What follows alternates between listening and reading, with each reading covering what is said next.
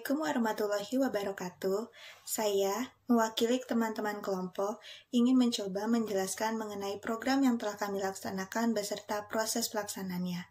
Sebelumnya, saya akan memperkenalkan anggota kelompok terlebih dahulu. Anggota kelompok kami terdiri dari 8 mahasiswa Prodi Gizi Universitas Muhammadiyah Profesor Dr. Hamka dengan saya sendiri Inayatul Ulfiah, kemudian teman saya Nada Nabila, Ashifa Saskia, Rasyaila Nurliza Al-Akhir, Ilena Vita Felita, Silvi Khairiyah, Leni Widiatama, dan Indah Fadilah.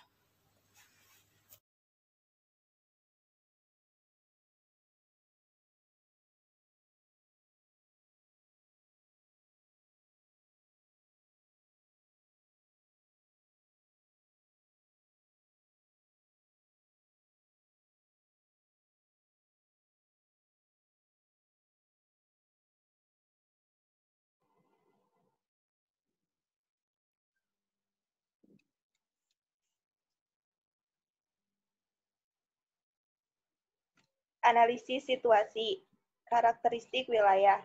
Cipete Utara adalah Kelurahan Kecamatan Kebayoran Baru, Jakarta Selatan, DKI Jakarta, Indonesia. Kelurahan ini memiliki kode pos 12150 dengan kode wilayah 3171060002. Kelurahan ini memiliki penduduk sebesar 25 dengan luas 186 hektar. Secara tradisional, kelurahan ini dipenuhi oleh masyarakat dengan berkebudayaan Betawi. Namun, seiring dengan laju perkembangan kota metropolitan Jakarta, saat ini para migran dari berbagai daerah di Indonesia dan warga negara luar negeri banyak yang tinggal di kelurahan ini. Kelurahan Cipete memiliki sejumlah jalan, diantaranya adalah Jalan Fatmawati, Jalan Pati Raya, Jalan Dharma Wangsa, 9, 10, 11, 12, 13, 14, Jalan Prapanca, Jalan Taman Brawijaya 1, 2, 3, 4, Jalan Brawijaya 3, Jalan Kirai 1, 2, Jalan Damai Raya, Jalan Haji Jian 1, 2, Jalan Sawo 1, 2, 3, Jalan Haji Awal, Jalan Haji Naim 1, 2, Jalan Nangka 1, 2, 3, 4, 5, Jalan Saidi 1, 2, Jalan Saraswati Ujung, Jalan Cempedak 1, 2, 3, 4, 5, 6, 7, 8, 9, Jalan Haji Enting, Jalan Haji Tolib, Jalan Abdul Majid, Jalan Pelita Abdul Majid, Jalan Pangeran Antasari. Next.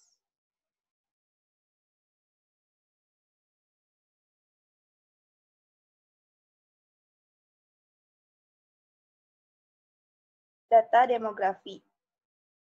Pada tahun 2018, kelurahan ini dihuni oleh 27.954 dan 10.064 kepala keluarga dengan rincian laki-laki sebesar 3.799, perempuan 14.155. Next. Kondisi lingkungan. Kelurahan Cipete Utara tengah mengalahkan program Kampung Idola yang berdiri sejak 2016 sebagai salah satu langkah pelayanan kesehatan untuk memerangi penyakit tidak menular. Program Kampung Idola merupakan singkatan yang berarti indikator penyakit tidak menular terkelola atau idola. Kampung ini berada di RW 6, Kelurahan Cipete Utara. Kegiatan dan program di Kampung Idola meliputi: pertama, kader dilatih untuk melakukan pertolongan pertama dan menggunakan alat pengukur tensi darah. Yang kedua, warga tidak boleh merokok di dalam rumah. Yang ketiga, pemberian pelayanan kesehatan terhadap penyakit tidak menular seperti tensi, kolesterol, diabetes, atau kencing manis, penanganan pertama terhadap warga yang kena penyakit, gerakan masyarakat makan sayur dan buah.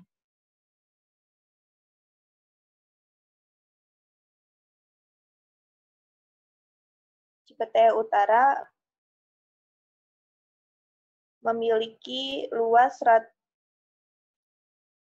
pelayanan kesehatan. Pertama ada puskesmas. Di sini tahun 2014 rumah sakit swasta berada 20 rumah sakit swasta, ada 20 rumah sakit swasta dan 3 rumah sakit pemerintah. Rumah bersalinnya ada 6 yang swasta dan yang pemerintah tidak ada. Rumah sakit jiwa khusus lainnya ada 11 dari swasta dan dari pemerintah tidak ada. Puskesmas kecamatan dari pemerintah 10, puskesmas kelurahan dari pemerintah ada 71, laboratorium dari swasta ada 19, dan dari pemerintah tidak ada. Apotek terdapat 494 dan dari swasta dan pemerintah tidak ada. Total rumah sakit 1 dan pemerintah 84.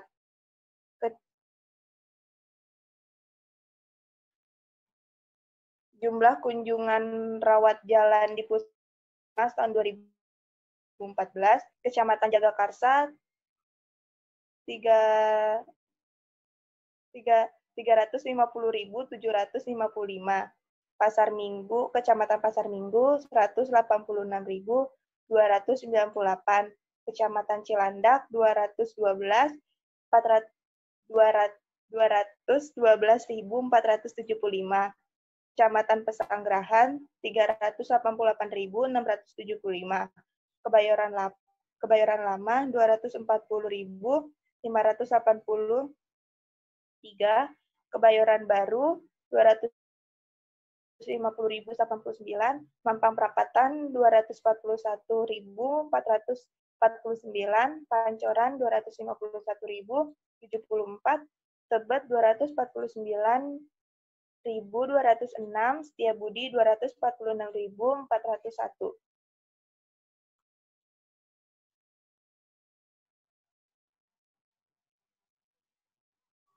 Jumlah sarana kesehatan dasar menurut kecamatan pada tahun 2014.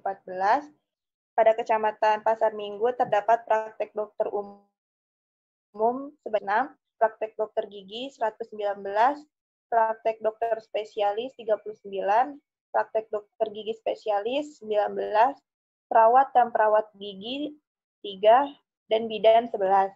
Di Kecamatan Cilandak, praktek dokter umum terdapat 81, praktek dokter gigi 74, praktek dokter spesialis 24, praktek dokter gigi spesialis 9, perawat dan perawat gigi 8, bidan 15. Kecamatan Pesanggerahan, praktek dokter umum 128, praktek dokter gigi 116, praktek dokter spesialis 27, praktek dokter gigi spesialis 21, perawat 3, bidan 21. Kebayoran Lama, praktek dokter umum 292, praktek dokter gigi 191, praktek dokter spesialis 129, praktek dokter gigi spesialis 70, perawat dan perawat gigi 4, bidan tidak ada. Kebayoran Baru terdapat praktek dokter umum sebanyak 147, praktek dokter gigi 128, praktek dokter spesialis 54, praktek dokter gigi spesialis 17, perawat dan perawat gigi 5, dan bidan 22. Kecamatan Mampang Perapatan terdapat praktek dokter umum 247, praktek dokter gigi 92, praktek dokter spesialis 54, praktek dokter gigi spesialis 27, perawat dan perawat gigi 3, bidan 16. Kecamatan Pancoran, praktek dokter umum 98, praktek dokter gigi 86, praktek dokter spesialis 13, dokter gigi spesialis 17, perawat dan perawat gigi 2, bidan 32. Kecamatan Tebet, praktek dokter umum 106, praktek dokter gigi 64, praktek dokter spesialis 7, praktek dokter gigi spesialis 1, perawat dan perawat gigi 21, bidan 19. Kecamatan Setiabudi, praktek dokter umum 111, praktek dokter gigi 74, praktek dokter spesialis 24, praktek dokter gigi spesialis 10, perawat dan perawat gigi 2, bidan 7. Kecamatan Kota Jakarta Selatan, praktek dokter umum 1.608, praktek dokter gigi 1.062, praktek dokter spesialis 450, praktek dokter gigi spesialis 213, perawat dan perawat gigi 53, serta bidan 157.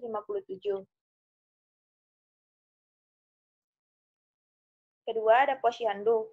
Kelurahan Cipete Utara, Kebayoran Baru, Jakarta Selatan memiliki 27 posyandu yang tersisa 11 wilayah rukun warga atau RW. Posyandu ini rutin memberikan pelayanan 1 kali dalam sebulan dengan terdapat sebanyak 945 balita yang rutin diperiksa kesehatannya di 27 posyandu.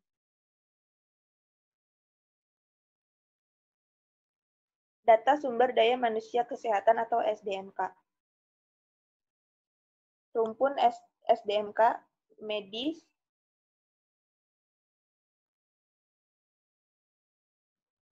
berikut ini merupakan hasil dari program pemberantasan stunting dan gizi buruk berupa pemantauan pelaksanaan pos gizi tahap pertama yang dilaksanakan oleh Yayasan Inspirasi Indonesia Membangun atau YIIM. Tahun 2019 meliputi peningkatan berat badan, tinggi badan, dan status gizi balita di Kelurahan Cipete Utara.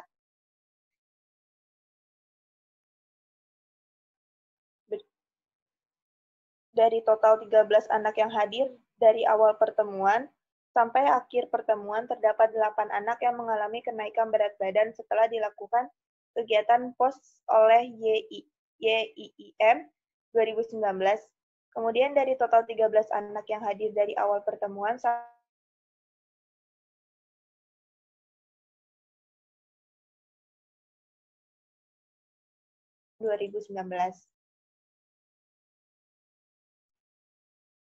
Dari total 13 anak yang hadir dari awal pertemuan sampai akhir pertemuan, terdapat 7 anak yang mengalami penurunan status gizi setelah dilakukan kegiatan pos gizi oleh YIIM 2019.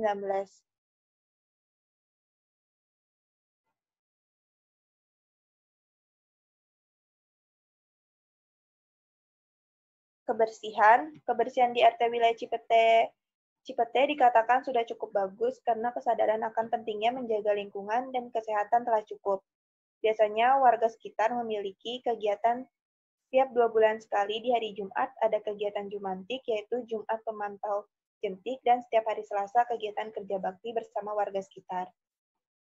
Namun, selama masa pandemi, kegiatan Jumantik dilakukan melalui online atau via WhatsApp dengan mengirimkan foto bak kamar mandi, dan kerja bakti selama pandemi tidak berlangsung sebagaimana mestinya. Akan tetapi, warga tetap bisa menjaga kebersihan lingkungan dengan kesadaran diri, membersihkan sampah miliknya ataupun bukan miliknya. Analisis partisipasi. Analisis stakeholder terdiri dari tokoh masyarakat di DKI Jakarta. Ada gubernur berjumlah 1 orang, wali kota 6 orang, camat 44 orang, dan lurah 267 orang. Tokoh masyarakat di Cipete Utara, camat berjumlah 1 orang, lurah 1 orang, RW 11 orang, dan RT 103 orang. Jumlah pelayanan kesehatan di Jakarta Selatan. Rumah sakit berjumlah 32, puskesmas berjumlah 79, ada posyandu, dan posyandu di Cipete Utara berjumlah 27. Hasil pengambilan data sampel di Cipete Utara, Jakarta Selatan berdasarkan kuesioner. Jumlah sampel yang diambil sebanyak 32 rumah tangga yang terdiri dari ayah, ibu, dan anak dengan rentang usia 3-70 tahun. Kelompok ibu dengan rentang usia 26-69 tahun, kategorinya sebagai pendukung, karakteristiknya penuh kasih sayang terhadap keluarga, penyedia makanan untuk keluarga, dan kurangnya pengetahuan gizi. Kepentingan, motivasi, dan sikap. Kepentingannya itu adalah adanya kewajiban untuk merawat atau mengasuh anak. Motivasinya memberikan cinta dan kasih sayang, dan sikapnya pengertian. Potensial berupa kekuatan dan kelemahan. Kekuatannya mempunyai energi yang lebih untuk melakukan segala hal sekaligus. Kelemahannya sangat perasa dan mudah gelisah. Implikasinya meningkatkan pengetahuan terkait gizi, memenuhi kebutuhan gizi keluarga, dan sebagai pendukung dalam terlaksananya program. Ayah dengan rentang usia 29-70 tahun. Karakteristiknya pemimpin, rasa tanggung jawab terhadap keluarga, keterbatasan ekonomi yang mempengaruhi asupan makan yang dikonsumsi. Kepentingannya mempunyai kewajiban untuk memenuhi kebutuhan keluarga. Motivasinya menjadi panutan untuk keluarga dan sikapnya pekerja keras dan tegas.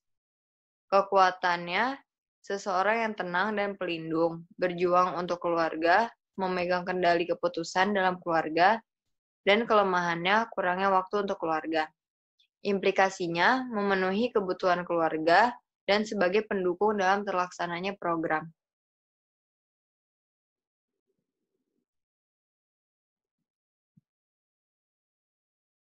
Ada anak usia dini dengan rentang usia 0-12 tahun. Karakteristiknya mempunyai rasa ingin tahu yang besar, berpikir imajinatif, egosentrisme, aktif dan energik. Kepentingannya mengeksplorasi hal-hal di lingkungan sekitar, motivasinya membangun dan meningkatkan kemampuan kognitif, afektif, dan psikomotorik, dan sikapnya kurang fokus, senang bermain, dan manja. Kekuatannya membangun aura positif bagi sekitarnya, kelemahannya itu sulit diatur, belum bisa membedakan antara yang baik dan yang buruk, dan selalu menangis. Implikasinya, meningkatkan status gizi, mengenali jenis makanan yang baik untuk dikonsumsi. Remaja dan dewasa dengan rentang usia 13-25 tahun. Karakteristiknya emosi labil, tingginya rasa ingin tahu, mudah terpengaruh lingkungan sekitar, dapat menyesuaikan realita dalam situasi-situasi, senang bereksplorasi, dan memiliki tujuan yang jelas. Kepentingannya melaksanakan kewajiban atau tugas seperti belajar, bekerja, dan lain-lain. Motivasinya membangun dan meningkatkan kreativitas, sikapnya egois, suka menentang, dan merasa dirinya selalu benar. Kekuatannya mengembangkan potensi, mengalami masa pubertas, memiliki daya ingat yang cukup kuat. Kelemahannya mudah terpengaruh oleh lingkungan dan kebebasan dari orang tua. Kurangnya pengawasan dari orang tua. Implikasinya meningkatkan pengetahuan terkait gizi dan meningkatkan status gizi.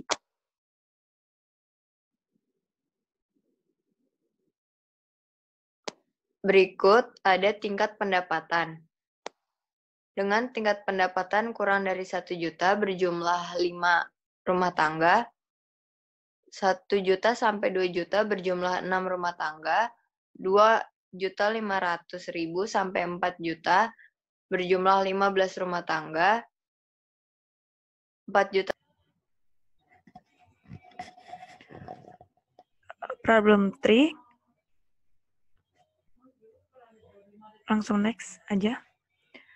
Imunitas menurun itu dipengaruhi oleh 2 faktor. Yang pertama karena resiko terkenanya. Akibat dari imunitas menurun adalah resiko terkenanya penyakit infeksi.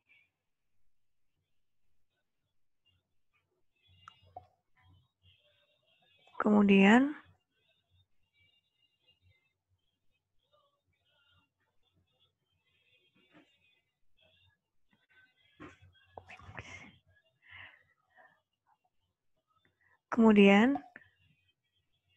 penyebab dari imunitas menurun dan resiko terkenanya penyakit infeksi itu berasal dari kurangnya konsumsi asupan mikro dan makronutrien.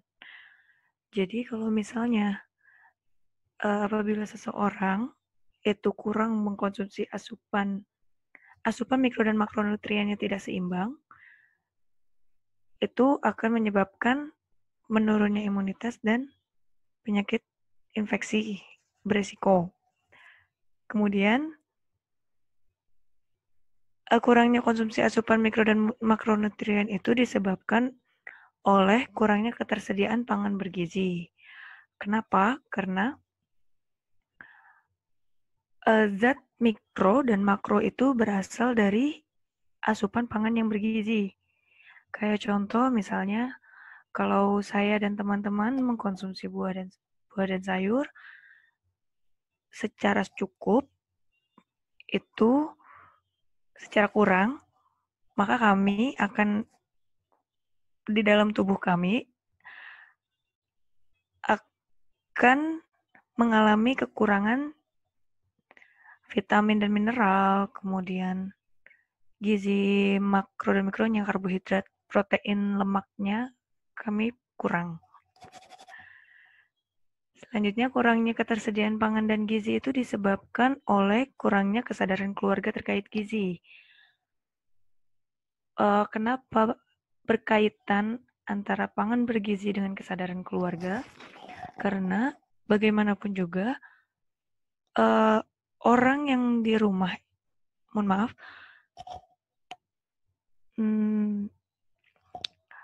penyediaan makanan yang ada di rumah, makanan sehari-hari yang kita konsumsi itu ada di rumah.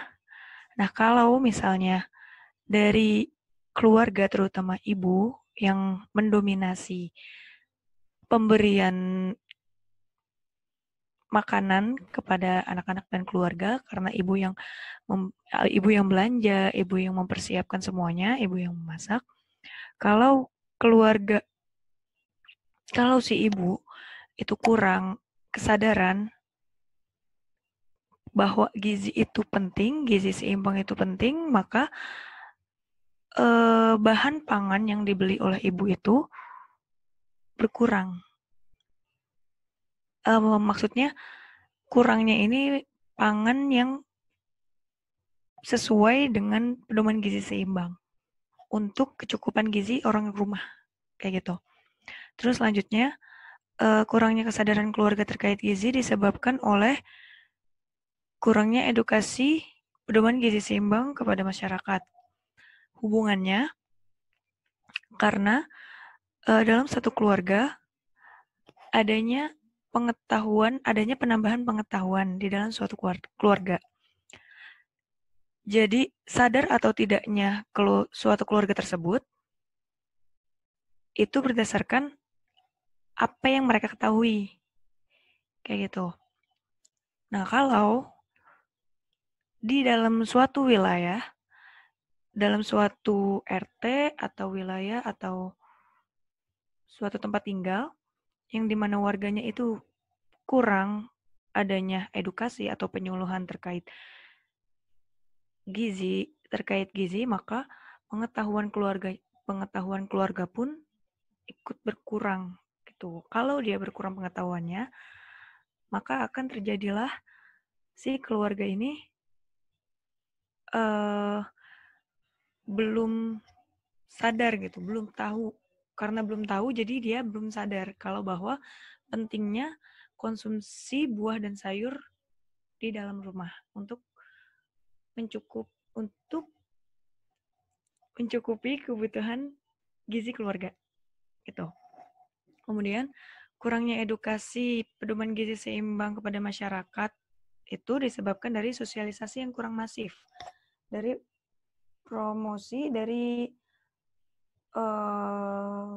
promosi kesehatan setempat,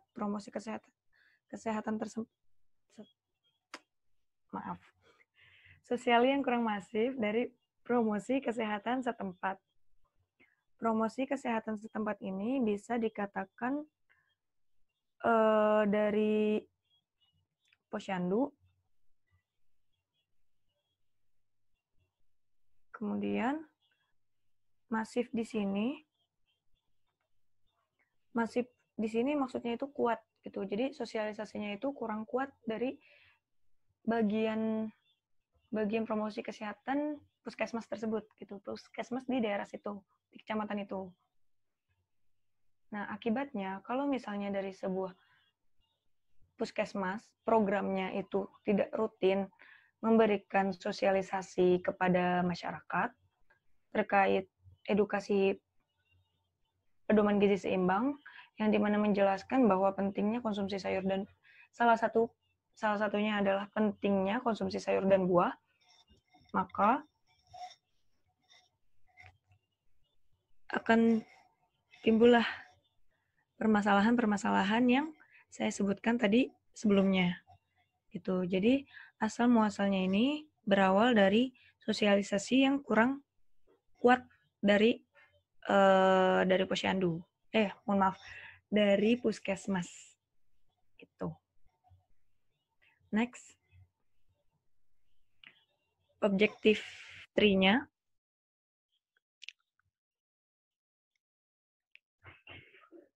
Apabila sosialisasinya kuat dari tempat promkes setempat, kalau puskesmas itu bidang bagian promosi kesehatannya itu kuat, maka dia akan rutin mengedukasi, memberikan edukasi soal gizi, karena kan mereka juga tahu pasti bagaimana keadaan warga sekitar terkait status gizinya, maka akan dilakukan terus-menerus gitu. Entah 2 minggu sekali, entah sebulan sekali, kayak program seperti program kesehatan yang jentik itu, PHBS. Nah, kalau misalnya dari pihak promkesnya itu sosialisasinya kuat, maka edukasi tentang pedoman gizi seimbang itu pada masyarakat akan terus tersampaikan sebagai bahan pengingat bahwa seperti ini loh pentingnya kita mengkonsumsi gizi seimbang. Gitu. Kemudian apabila edukasi tentang pedoman gizi seimbang kepada masyarakat itu sudah matang, sudah dilakukan secara rutin, sudah kuat, maka keluarga akan bertambahlah pengetahuannya. Kesadarannya pun akan meningkat. Karena apa? Kenapa kesadaran bisa meningkat? Karena si keluarga tersebut sudah mengetahui bahwa pentingnya konsumsi sayur dan buah itu seperti apa. Gitu untuk keluarganya, dan akan berakibat apa kalau tidak mengkonsumsi sayur dan buah itu akan terjadi kenapa kepada keluarganya, meskipun pendapatan keluarganya tersebut itu hanya sedikit gitu, paling tidak keluarga tersebut akan mengusahakan bagaimanapun caranya, paling tidak mereka bisa membuat strategi minimal berapa kali dalam sehari mengkonsumsi sayur dan buah. Seperti itu, seperti contoh, mungkin mereka bisa mungkin bisa punya strategi untuk paling tidak minimal dalam satu hari itu 1 kali makan sayur. Kalau misalnya memang mereka berasal dari keluarga yang benar-benar berpendapatan rendah gitu. Pokoknya selalu diusahakan keluarga ini mengkonsumsi sayur dan buah gimana pun caranya gitu. Nah, kalau kesadaran sudah meningkat, maka terjaminlah ketersediaan pangan yang bergizi. Seperti yang tadi saya jelaskan, kenapa dia bisa terjamin? Karena kesadarannya sudah ada, maka timbullah keinginan untuk bagaimana caranya supaya keluarga kami ini mengkonsumsi sayur dan buah secara rutin setiap harinya. Entah dia dari keluarga yang berkecukupan, menengah, atau kurang, pasti dia akan mengusahakan, akan terbelilah sayur itu, terbelilah buah itu. Akhirnya terjaminlah ketersediaan pangan bergizinya di rumah. Jadi nggak cuma asal yang penting keluargaku makan, kayak gitu. Selanjutnya, terjamin ketersediaan pangan yang bergizi ini, kalau sudah terjamin, maka tercukupinya konsumsi asupan mikro dan makronutrien. Hal ini berkaitan dengan ketersediaan pangan. Apabila ketersediaan pangan yang bergizi sudah tercukupi di dalam rumah, maka otomatis kalau keluarganya sudah rutin mengkonsumsi sayur dan buah, maka pasti konsumsi asupan mikro dan makronya itu tercukupi, kecuali mungkin kalau dia berpendapatan rendah, karena kan memang masih diusahakan, tapi kan seiring berjalannya waktu mungkin bisa tercukupi kayak gitu. Nah, apabila sudah tercukupi konsumsi asupan mikro dan makronya, maka si keluarga ini akan terhindar maka imunitasnya akan meningkat. Ketika imunitas sudah meningkat, dia akan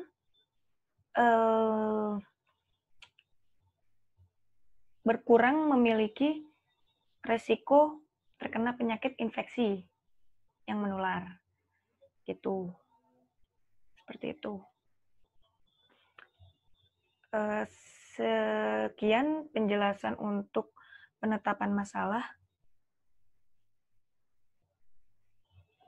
Bisa dilanjut ke PPT selanjutnya. Analisis penyebab masalah.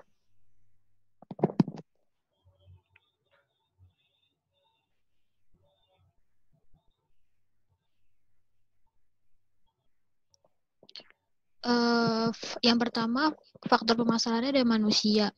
Masih rendahnya tingkat pendidikan pengetahuan masyarakat. Alasannya, rendahnya ekonomi dapat mempengaruhi pengetahuan. Sehingga jika masyarakat membeli makanan hanya mementingkan kepuasan, tidak memperhatikan kebutuhan gizi yang seharusnya mereka penuhi. Lalu, kurangnya pengetahuan dapat membuat masyarakat lebih condong membeli barang yang disukai untuk memperbaiki penampilan diri, seperti HP, perhiasan, dan sebagainya, dibanding membeli bahan makanan yang bergizi seimbang. Yang kedua, lingkungan. Kurangnya kesadaran masyarakat yang dipengaruhi oleh lingkungan sosial. Alasannya, yang pertama, masih banyak masyarakat yang tidak peduli dengan kesehatan karena kurangnya dukungan sosial, seperti sosialisasi di lingkungan tempat tinggal, tidak memperhatikan konsumsi makanan yang sehat saat terjadinya COVID-19 karena kurangnya dukungan dari keluarga yang membebaskan anggota keluarganya untuk mengkonsumsi apapun yang mereka sukai. Yang ketiga, faktor permasalahannya ada mesin, alat dan teknologi yang kurang memadai. Alasannya, masih banyak sayur dan buah yang kualitasnya kurang bagus. Yang keempat ada metode, kurangnya sosialisasi terkait asupan dan zat gizi. Alasannya kurangnya penyuluhan yang diadakan oleh kader setempat dikarenakan penyuluhan biasanya diadakan oleh pihak puskesmas atau kelurahan. Nah, ini yang tadi, yang pertama manusia, masih rendahnya tingkat pendidikan dan pengetahuan, yang kedua lingkungan, kurangnya dukungan keluarga dan dukungan sosial, yang ketiga metode, kurangnya media penyuluhan kesehatan yang edukasi masyarakat terkait asupan dan gizi, yang keempat alat dan teknologi penyemprotan pupuk pestisida untuk sayur dan buah. Jadinya edukasi. Jadinya diagram fishbone-nya seperti ini, kurangnya konsumsi sayur dan buah.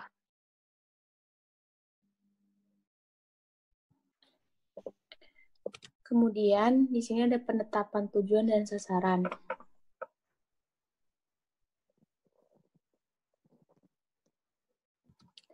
Tujuan program ini yang pertama ada tujuan umum, yaitu untuk mengedukasi, mengajak, dan mendorong minat keluarga untuk mengkonsumsi sayur dan buah, agar keluarga berperilaku hidup sehat, sehingga diharapkan berdampak pada kesehatannya yang tetap terjaga. Jika keluarga sehat, maka produktivitas keluarga juga akan meningkat dan terhindar dari penularan COVID-19. Terus, tujuan khususnya itu yang pertama, untuk meningkatkan kesadaran keluarga, pentingnya konsumsi sayur dan buah, menambah pengetahuan keluarga terkait sayur dan buah. Yang ketiga itu dapat menerapkan pola makan yang baik dalam sehari-hari. Yang keempat dapat meningkatkan imunitas tubuh bagi keluarga. Yang kelima ini mensosialisasikan macam-macam sayur dan buah yang kaya akan antioksidan, serta memberitahu tata cara membersihkan dan mengolah sayur dan buah dengan benar.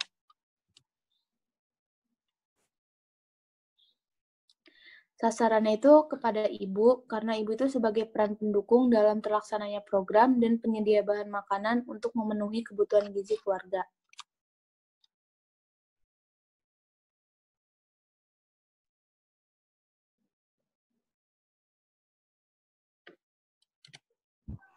Lalu ada implementasi program.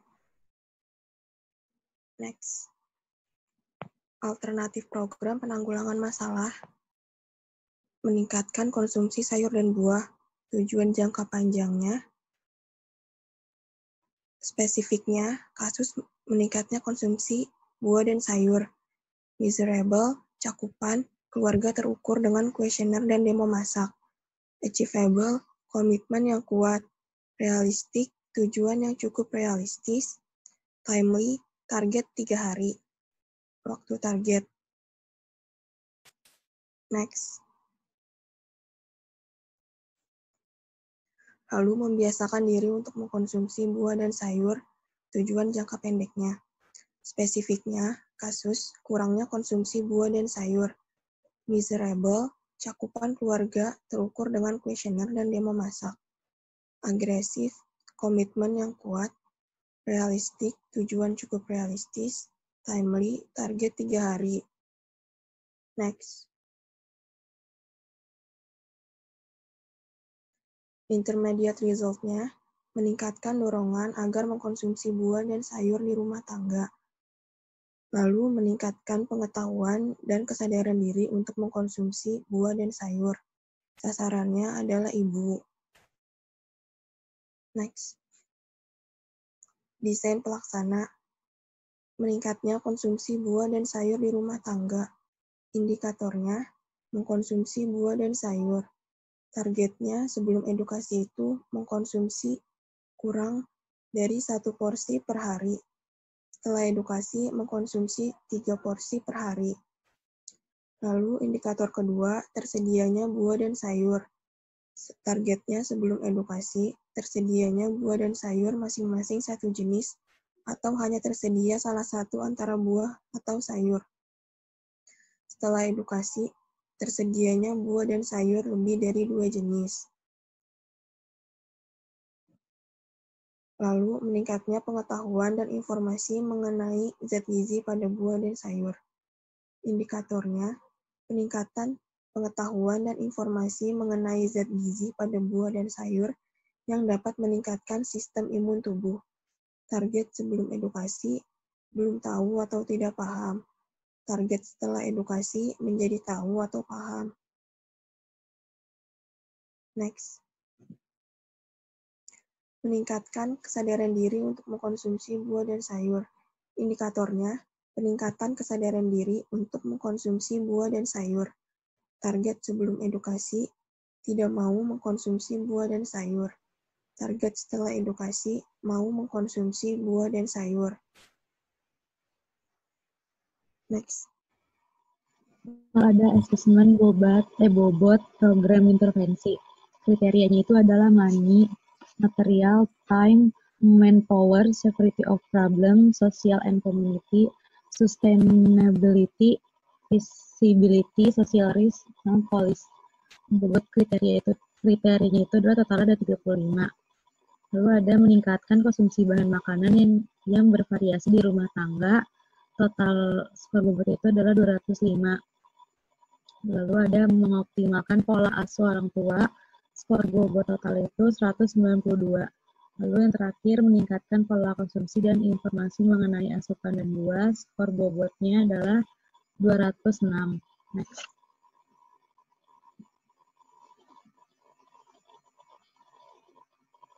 Ini ada deskripsi komponen. Ada komponen A, nama komponen.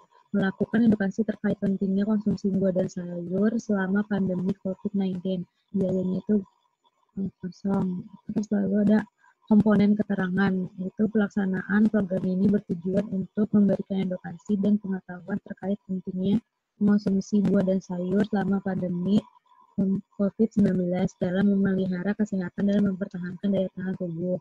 Outputnya, yang pertama, meningkatkan pengetahuan dan informasi terkait konsumsi sayur dan buah. Kedua, meningkatkan kesadaran diri untuk mengkonsumsi sayur dan buah. Ketiga, mengetahui anjuran konsumsi sayur dan buah per hari. Terakhir, mengkonsumsi buah dan sayur setiap hari. Selama pelaksanaannya itu adalah targetnya 3 hari. Next.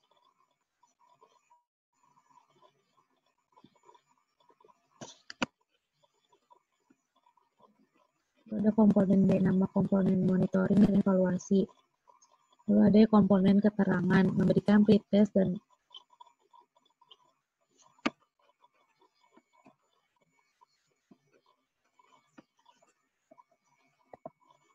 masih yang komponen B.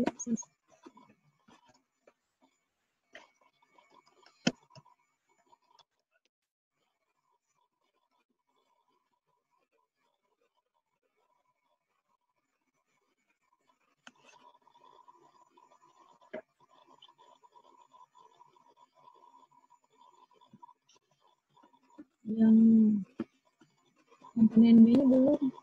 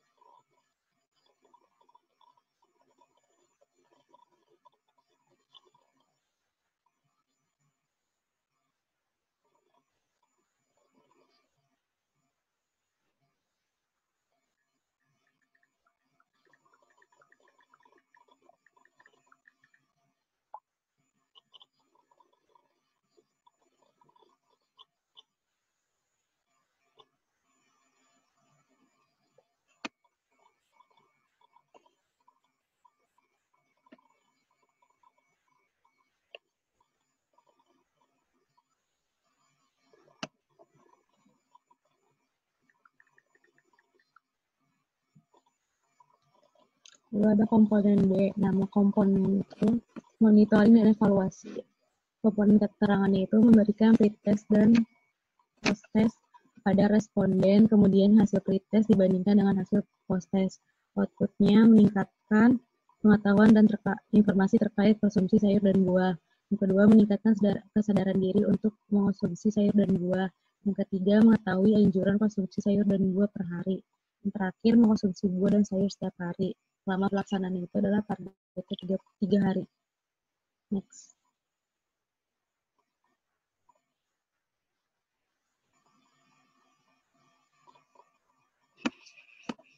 Next.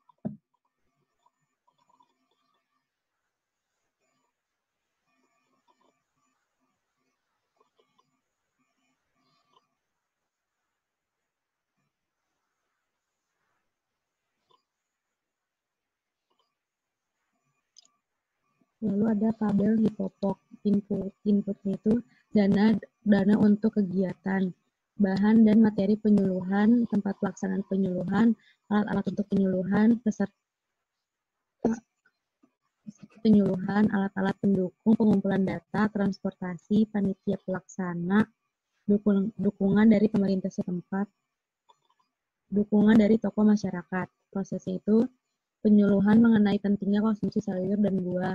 Kedua, pengambilan dan analisis data konsumsi. Outputnya peningkatan ketersediaan dan keragaman sayur dan buah rumah tangga. Outcome-nya meningkatkan konsumsi sayur dan buah sesuai dengan anjuran kecukupan dan dalam konteks gizi seimbang. Next.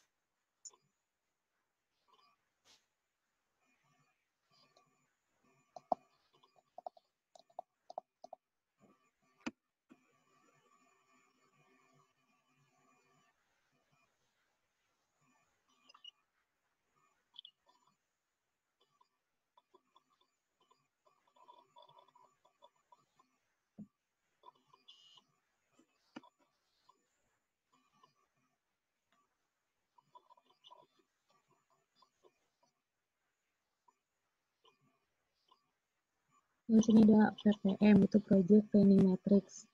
Ada indikator itu overall goal-nya ketersediaan pangan meningkat 4% pada masa COVID-19.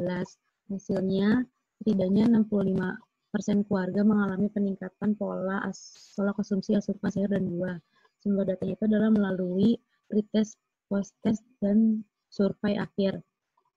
Outputnya adalah meningkatkan pengetahuan ibu.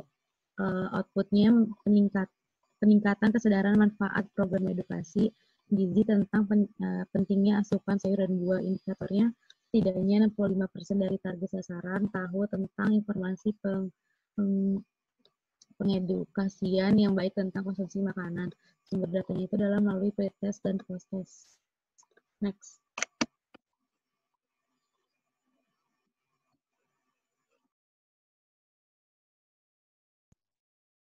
Selanjutnya yaitu monitoring dan evaluasi.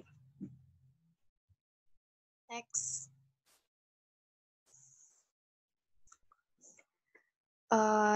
Terdapat deskripsi program, yang mana program ini merupakan suatu upaya pencegahan tertular COVID-19 dengan mencukupi asupan sayur dan buah.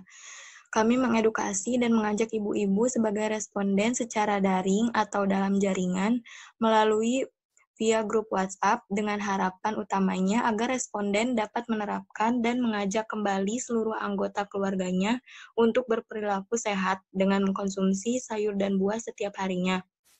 Pada masa COVID-19, sangat penting sekali untuk menjaga imunitas agar tetap sehat dan fit, karena tanpa sistem imun, tubuh tidak dapat melawan benda asing berbahaya seperti virus ataupun bakteri yang masuk ke dalam tubuh, sehingga diperlukan zat gizi yang dapat meningkatkan fungsi sistem imun tubuh untuk mencegah infeksi virus.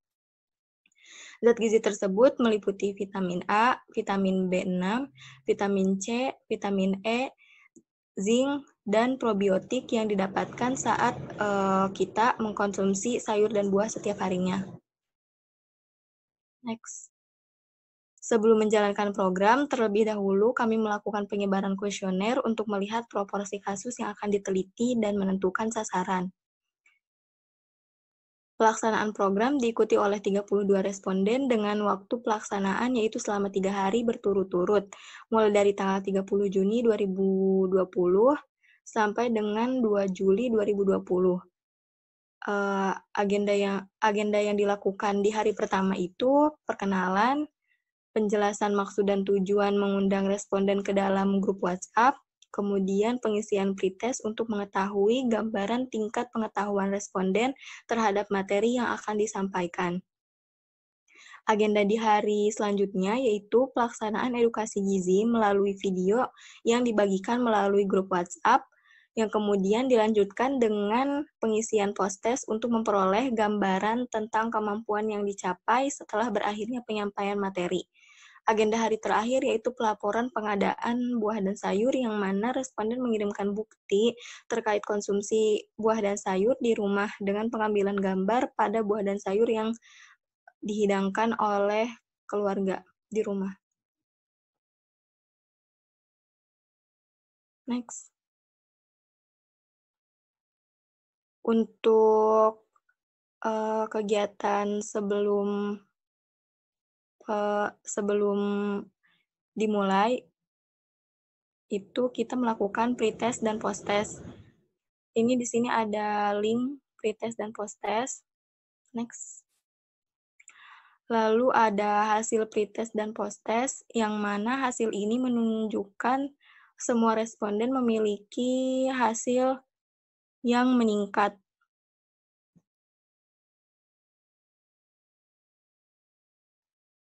Next.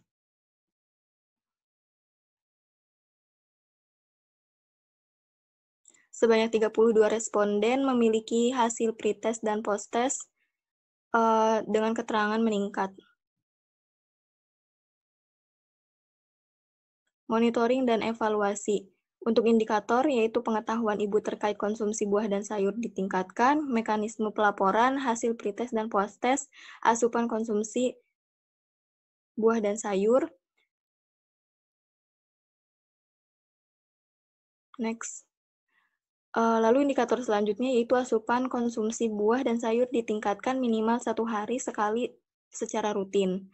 Mekanisme pelaporannya yaitu laporan pengadaan buah dan sayur. Responden mengirimkan bukti dengan pengambilan gambar. Bukti ini dikirimkan melalui media edukasi kita yaitu WhatsApp group. Rencana dan jadwal untuk monitoring dan evaluasi. Monitoring itu terdiri dari pemantauan pengadaan buah dan sayur selama 3 hari berturut-turut. Evaluasi yaitu dilaksanakannya dengan menggunakan sosial media grup WhatsApp selama 3 hari berturut-turut untuk memantau konsumsi buah dan sayur dalam sehari. Kegiatan ini dilakukan pada tanggal 12 Juli 2020. Tepatnya hari Minggu. Susunan kegiatan terdiri dari pembukaan pada waktu 10.52 sampai 11 waktu Indonesia Barat, kemudian pengisian pretest pukul 1 sampai 2 waktu Indonesia Barat, kemudian materi edukasi dengan menggunakan video terkait konsumsi buah dan sayur pukul 3 sampai setengah 4 Barat. Pengisian post-test pukul setengah 4 sampai pukul 4 waktu Indonesia Barat. Pengiriman foto makanan responden pukul 10 sampai 12 waktu Indonesia Barat. Kemudian penutupan yang dilaksanakan pada waktu 12.30 waktu Indonesia Barat. Ini ada bukti foto partisipan yang mengikuti kegiatan program kami, yaitu edukasi online terkait konsumsi sayur dan buah. Lalu ini ada foto kiriman dari ibu-ibu responden kami sebanyak 32 orang. Di sini ada beberapa yang kami ambil. Lalu ada foto gambar buahnya.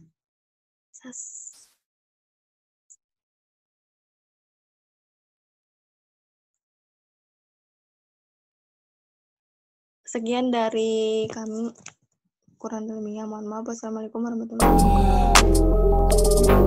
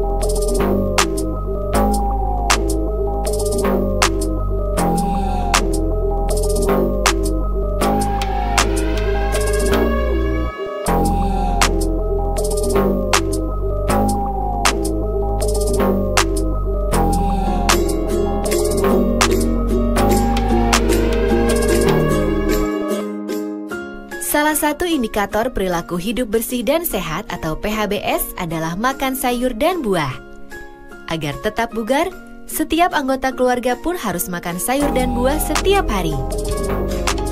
Mengapa kita harus makan sayur dan buah? Sayur dan buah merupakan sumber nutrisi antioksidan. Kedua jenis makanan yang mengandung serat tinggi ini kaya akan vitamin dan mineral yang dapat mengatur metabolisme energi, pertumbuhan, dan pemeliharaan tubuh. Selain banyak mengandung vitamin dan mineral, sayur dan buah dapat membuat kita terhindar dari beragam macam penyakit seperti kanker, diabetes, gangguan pencernaan, dan jantung. Dengan kandungan kalori yang rendah dan bebas lemak, sayur dan buah juga berkhasiat menurunkan sekaligus mengontrol berat badan serta memperlancar buang air besar. Tubuh pun menjadi lebih segar dan energik. Setiap hari, sayur harus dimakan sebanyak 2 porsi. 1 porsi sama dengan 1 mangkuk sayuran segar atau setengah mangkuk sayuran matang. Sebaiknya sayur tidak dimasak terlalu lama agar kandungan vitamin dan mineral tidak hilang. Sedangkan buah-buahan harus dimakan 2-3 kali sehari. Makanlah bermacam-macam buah karena akan memperkaya variasi zat gizi yang terkandung dalam buah.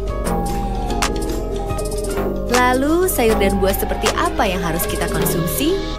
Pada intinya, semua sayur dan buah baik untuk kesehatan. Salah satu buah yang kaya vitamin adalah pisang. Buah ini mengandung vitamin A, B1, B2, dan C, serta mineral. Pisang berkhasiat membantu mengurangi asam lambung, menjaga keseimbangan air dalam tubuh, mengobati gangguan lambung, penyakit jantung, stroke, stres, dan menurunkan kadar kolesterol dalam darah.